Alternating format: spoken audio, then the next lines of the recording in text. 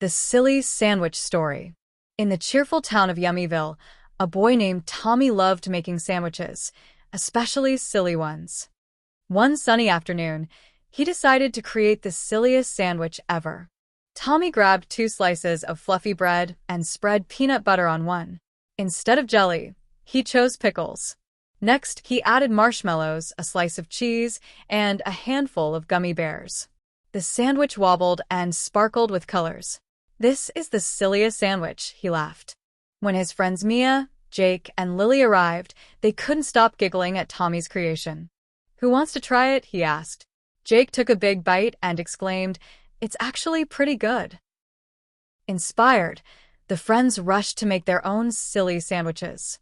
Mia added jelly beans, while Lily used sprinkles. They all shared their creations, laughing and enjoying the goofy flavors. From that day on, Saturdays became Silly Sandwich Day in Yummyville.